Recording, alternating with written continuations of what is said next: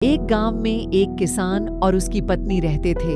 किसान का नाम हरिया था और उसकी पत्नी का नाम सरला था। एक दिन सरला बहुत बीमार पड़ गई। हरिया ने सरला से कहा, हमारे पास सारे पैसे खत्म हो गए, फिर भी तुम्हारी तबीयत ठीक नहीं हुई। लगता है मुझे सारे खेत बेचने पड़ेंगे।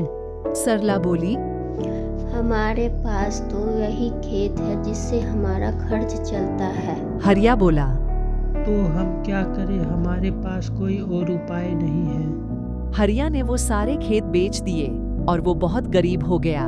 फिर वो एक सेठ के पास काम करने लगा। एक दिन वह सेठ के खेत में हल चला रहा था। तभी उसे एक मिट्टी का जादुई पतीला मिला। हरिया उस पतीले को साइड में फेंक दिया। फिर वो थक कर बैठ गया और अपना हल उस पतीले में रख दिया। उसने देखा यह एक हल दो कैसे हो गया। फिर उसे समझ में आया कि ये कोई साधारण पतीला नहीं बल्कि ये कोई जादुई पतीला है। फिर वो उस पतीले को अपने घर ले आया। फिर वो रोज उस पतीले में अपना एक हल डालता और एक हल से अधिक हल बनाकर उसे बाजार में बेच आता। एक दिन वो बाजार से कुछ जेवर खरीद लाया।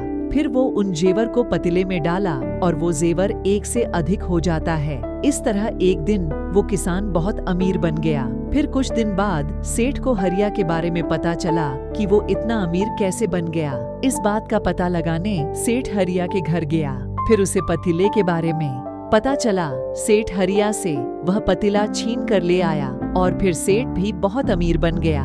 एक दिन गांव के राजा को उस पतीले के बारे में पता चला। राजा ने अपने सिपाही को सेठ के घर भेजा। सिपाही उस पतीले को सेठ से छीनने लगा और वो पतीला बीच से टूट गया।